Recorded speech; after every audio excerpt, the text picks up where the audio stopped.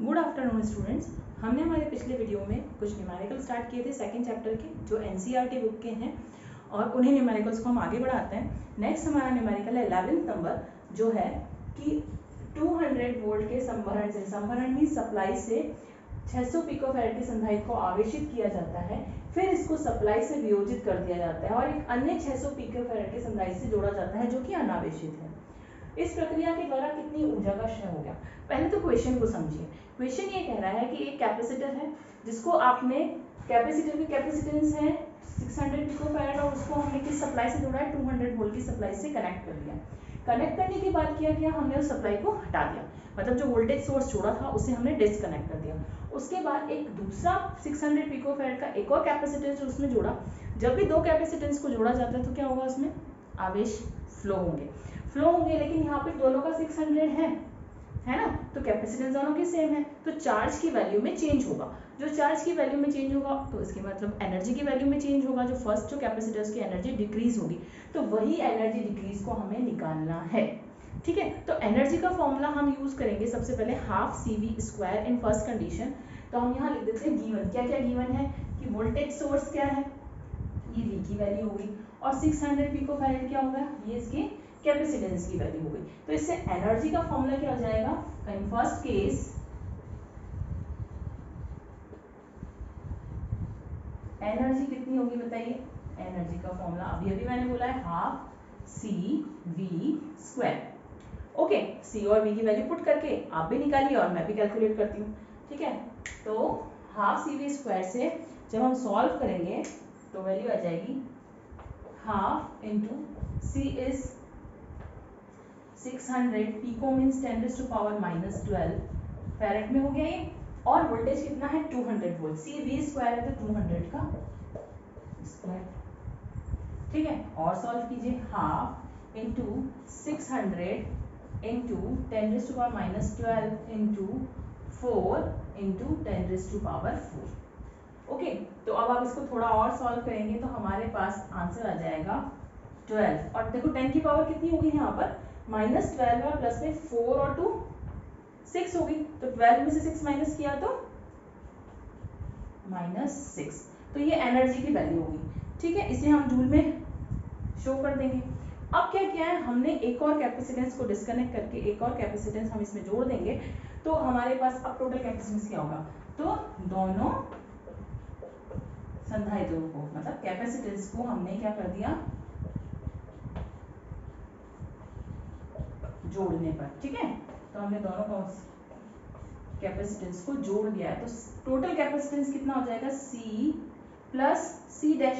C dash कौन सा? जो दूसरा वाला, sorry, C dash is equals to C plus C1 कर देते हैं। ठीक है, इसको हमने वैल्यू दे दी C और इसको हमने वैल्यू दे दी, कहाँ गया एक और, ये रहा, इसको हमने वैल्यू दे दी C1। ओके, तो टोटल कितना हो जाएगा? देखो ये भी 600 है, 600 है, तो कितना हो गया? 1200 पिको है। अब जब हमने जोड़ा है तो किसकी वैल्यू चेंज हुई थी? मैंने अभी क्या बताया था? चार्ज की वैल्यू चेंज हुई थी। तो चार्ज की वैल्यू हम कैलकुलेट कर लेते हैं। Q is equals to C into V। ठीक है, तो Q कितना है? सॉरी, C कितना है? 1200 picofarad, 1200 into 10⁻12 and V is 200, है ना। चार्ज निकालना है उस समय में, तो CV, और इसको सॉल्व करेंगे तो ये हो जाएगा 24 और 102, सॉरी 1234, 4 जीरो से तो 10⁻⁴ कितना बच गया? -8। तो ये तो चार्ज की वैल्यू हुई कूलाम में। ठीक है, अब हम क्या करेंगे? इसको चेंज करेंगे, आगे इसको करते हैं 1 से। यहाँ हमारे थोड़ी सी मिस्टेक हो गई है।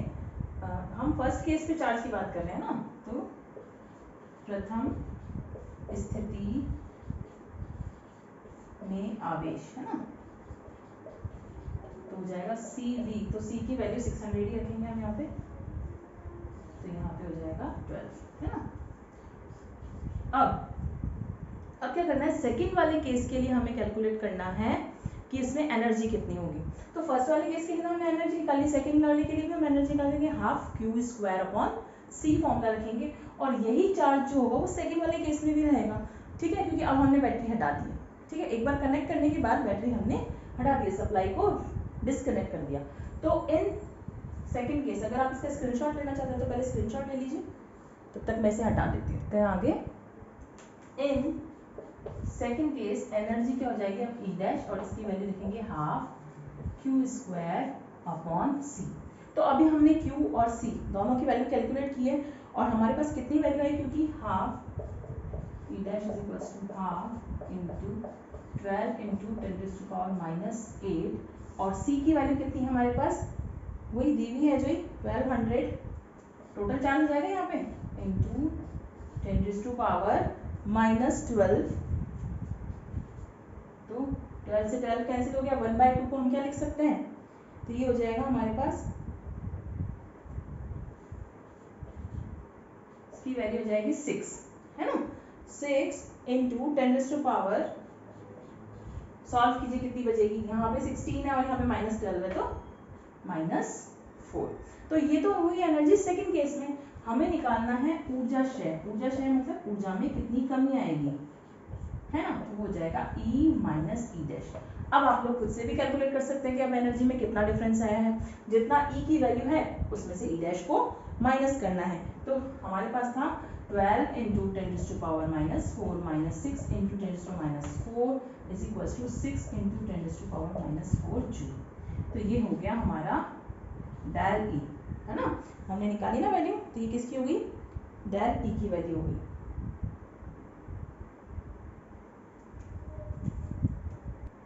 तो आप लोग पहले इसका एक बार स्क्रीनशॉट ले लीजिए, फिर हम नेक्स्ट चलते हैं।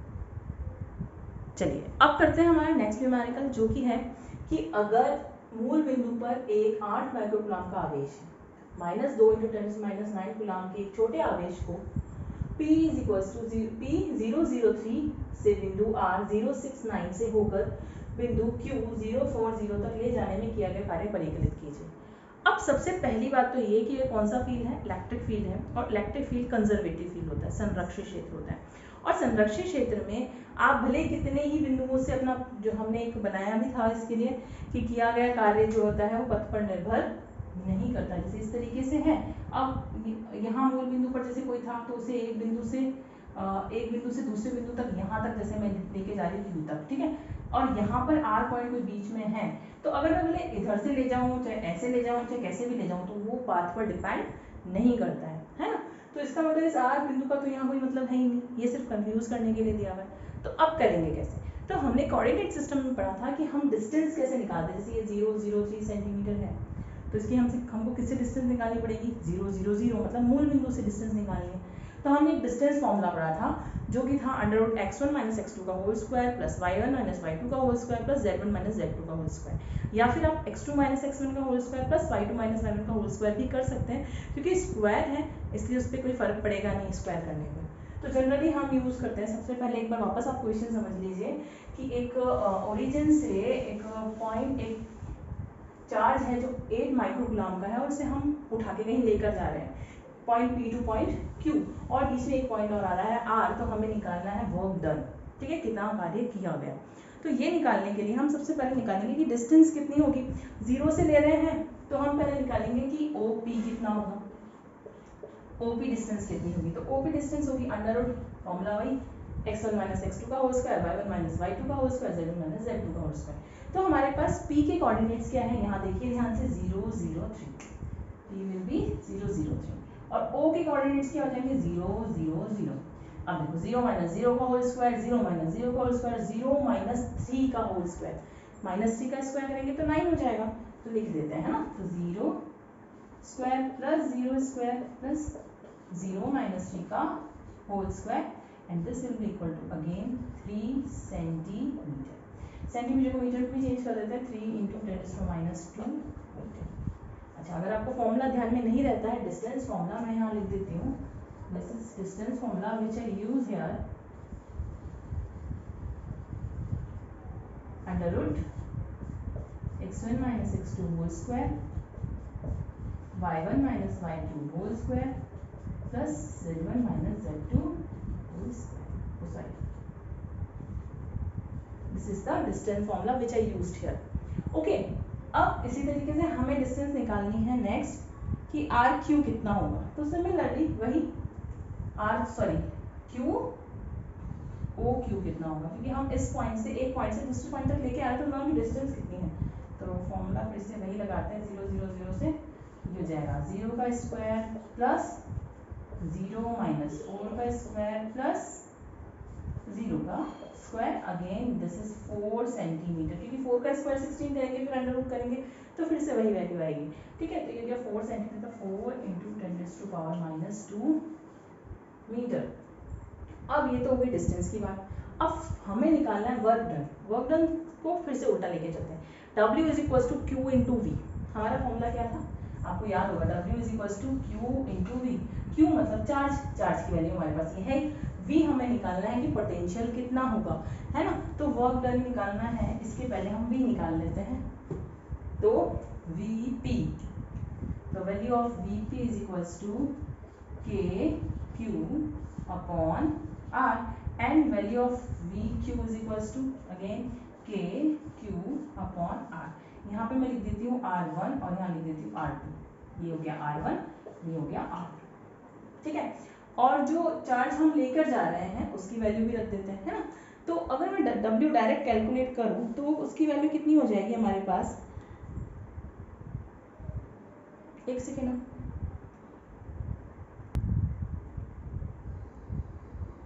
ठीक है। तो अब हम वापस से देखते हैं कि फॉर्मूला क्या यूज करना है, W is equals to Q भी यूज करते हैं, तो यहाँ हमने ये वाला क्यू तो यूज कर लिया, ये क्यू कौन सा है, जो हम -8 कूलम चार्ज पर लेके जा रहे हैं ना, इसको हमने रख दिया है क्यू, ठीक है। और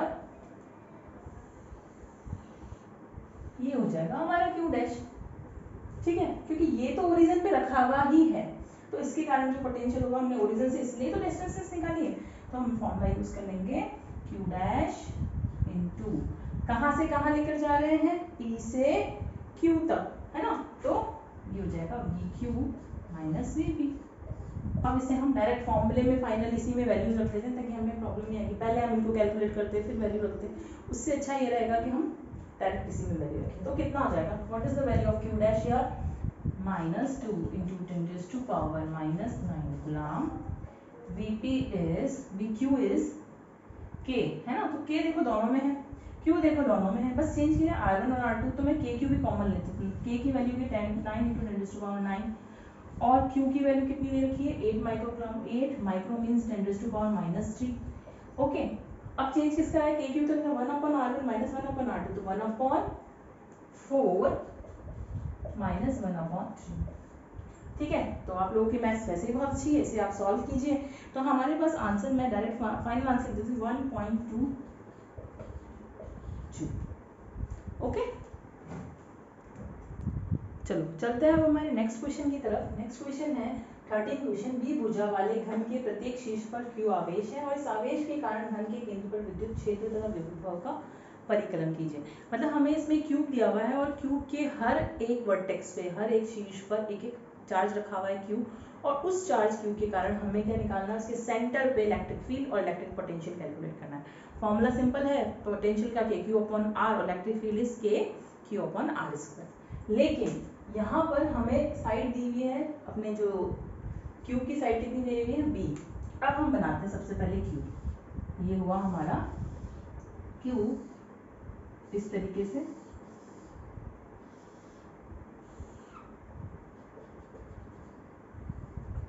हमें यहाँ पर क्यूब की साइड कितनी दी हुई है, बी, दैट मीन्स ये भी बी हो गया, ये भी बी हो गया, ये भी बी बी बी बी और ये बी और ये बी, ठीक है। अब हमारे पास सारे जो वर्टेक्स है उन पर डिस्टेंस हर पे क्या रखा हुआ है, आपके पास क्यू चार्ज रखा हुआ है, यहाँ क्यू, यहाँ Q Q Q Q Q Q.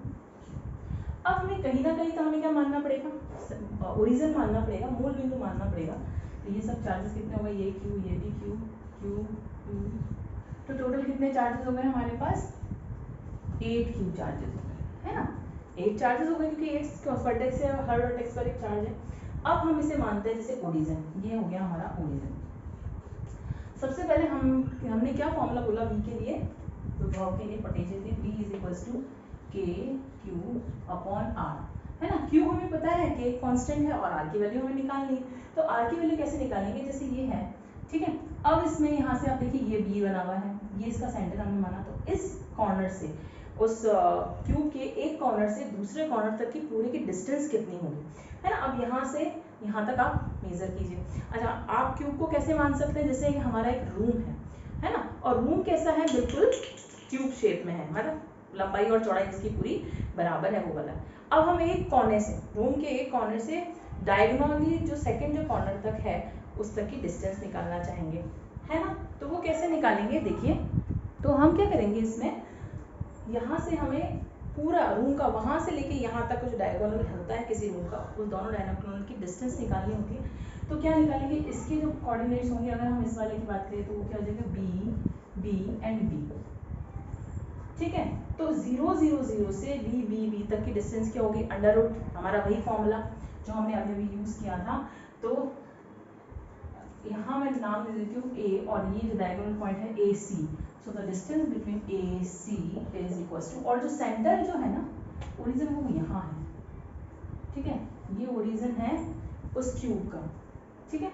तो अब ए सी निकालना होगा तो कितना निकालेंगे, under root 0 minus B square, 0 minus B square and 0 minus B square, है ना, x1 माइनस x2 की कोऑर्डिनेट क्या है हमारे पास, a की कोऑर्डिनेट यहाँ लिखते हैं 0 0 0, c is equal to Q B B B B, ठीक है, बी, ठीक है। तो 0 minus B square plus 0 minus B square plus 0 minus B square, ठीक है। तो ये हो जाएगा under root B square plus B square plus B square, तो ये जाएगा अंडर रूट 3 बी स्क्वायर, तो रूट 3 बी इसकी वैल्यू हो जाएगी। इसकी वैल्यू कितनी हो जाएगी, रूट 3 बी।